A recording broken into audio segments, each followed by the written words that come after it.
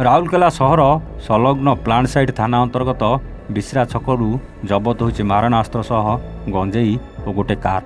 ଏହି ମାମଲାରେ ଜଣକୁ ପୋଲିସ ଗିରଫ କରିଥିବା ବେଳେ ଅନ୍ୟ ଜଣେ ପୋଲିସକୁ ଦେଖି ଫେରାର ମାରିଛି।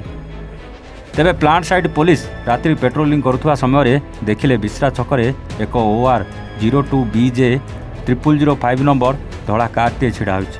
ସନ୍ଦେହ ହେବାରୁ ନିକଟକୁ ଯାଇ ଦେଖିବା ବେଳକୁ ସେହି ଗାଡ଼ିରେ ଗଞ୍ଜେଇ ରଖାଯାଇଥିଲା। ତଦନ୍ତ କରିବାରୁ 22 କିଲୋ 420 ଗ୍ରାମ ଓଜନର ଗଞ୍ଜେଇ ଜବତ ହୋଇଥିବା ବେଳେ ଏକ 7.65 mmର ଏକ ପିସ୍ତଲ ସହ 2ଟି ଜୀବନ୍ତ ଗୁଳି 2ଟି ଖୋକା ମଧ୍ୟ ଜବତ ହୋଇଥିଲା। ଏହି ମାମଲାରେ ଗିରଫ ହୋଇଥିବା ଗଞ୍ଜେଇ ବେପାରୀ କିରଣ ସିଂ ଗାନ୍ଧୀ ରୋଡ଼ ସହ ବାସନ୍ତୀ କଲୋନୀରେ ମଧ୍ୟ ବସବାସ କରେ। ପୂର୍ବରୁ ମଧ୍ୟ ଏହା ନାମରେ ବିଭିନ୍ନ ଥାନାରେ ବିଭିନ୍ନ ମାମଲା ରୁଜୁ ହୋଇଛି। ପୋଲିସ ତଦନ୍ତ ଜାରି ରଖିଛି। ଏହି ଗଞ୍ଜେଇ କେଉଁଠୁ ଓ କେମିତି ଆସିଲା ସେ ନେଇ ଅଧିକ ତଦନ୍ତ ଜାରି ରହିଥିବା ଜଣାପଡ଼ିଛି। ଆମର ଗତକାଲି ରାତି ଇଣ୍ଟରଭେନିଂ ନାଇଟ୍ରେ ଆମର ନାଇଟ୍ ପେଟ୍ରୋଲିଂ ଚାଲିଥିଲା ସମୟରେ ଗୋଟେ କାର୍କୁ ଆମର ଇଣ୍ଟରସେପ୍ଟ କରାଯାଇଥିଲା, ଯେଉଁଟାକି ଆମର ହେଉଛି ହ୍ୱାଇଟ୍ କଲର୍ କାର୍ ଥିଲା ଚେଭ୍ରୋଲେଟ୍ କମ୍ପାନୀର। ସେଥିରେ ଇଲିଗାଲ୍ ଗାଞ୍ଜା ଟ୍ରାନ୍ସପୋର୍ଟିଂ ହେଉଥିଲା। ଆଉ ସେଠି ଆମେ ଗୋଟେ ଲୋକକୁ ଆମେ ଧରିଥିଲୁ। ତା ପାଖରୁ ଆମେ ଇଲିଗାଲ୍ ଗାଞ୍ଜା ମଧ୍ୟ ପାଇଥିଲୁ 22 kg 420 ଗ୍ରାମ। ଆଉ ତା ପାଖରୁ ପାଇଥିଲୁ ମଧ୍ୟ ଆମେ ଗୋଟେ ଇଲିଗାଲ୍ ପିସ୍ତଲ ପାଇଥିଲୁ 7.65 mmର। 2 ରାଉଣ୍ଡ ଲାଇଫ୍ ଆମ୍ୟୁନିସନ୍ ପାଇଥିଲୁ। 2ଟା ଏମ୍ଟି ମ୍ୟାଗାଜିନ୍ ପାଇଥିଲୁ। ତେଣୁକରି ସେ ରିଲେଟେଡ୍ ଆମ plant site PS case number 146 case registration ହେଇଛି। ଆଉ ଇନଭେଷ୍ଟିଗେସନ୍ ବର୍ତ୍ତମାନ ଚାଲିଛି। ଜଣେ ଆକ୍ୟୁଜେଡ୍ ଆରେଷ୍ଟ ହେଇଛି, ଆଜି ସେ ଫରୱାର୍ଡ ହେଇଯିବେ।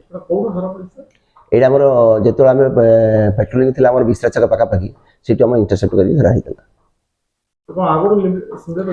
ହଁ, ଆଗରୁ ୟାର ନାଁରେ କ୍ରିମିନାଲ ଆଣ୍ଟିସିଡେଣ୍ଟ ଅଛି, ଆଉ ଏ ରିଲେଟେଡ୍ ମଧ୍ୟ ଅଛି।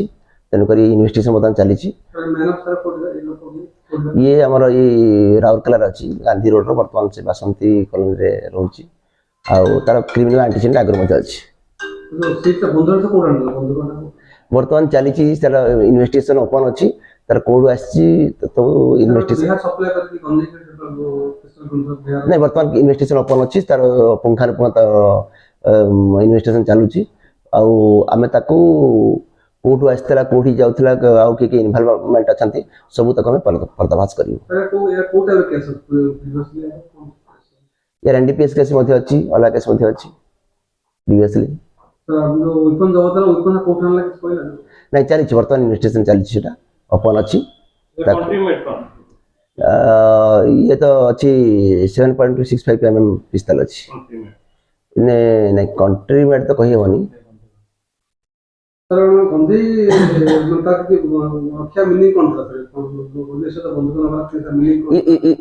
ଇଲିଗାଲି ଗଞ୍ଜେଇଟା ସେମାନେ ଇଲିଗାଲି ବିଜନେସ୍ କରୁଛନ୍ତି, ଟ୍ରାନ୍ସପୋର୍ଟିଂ କରୁଛନ୍ତି।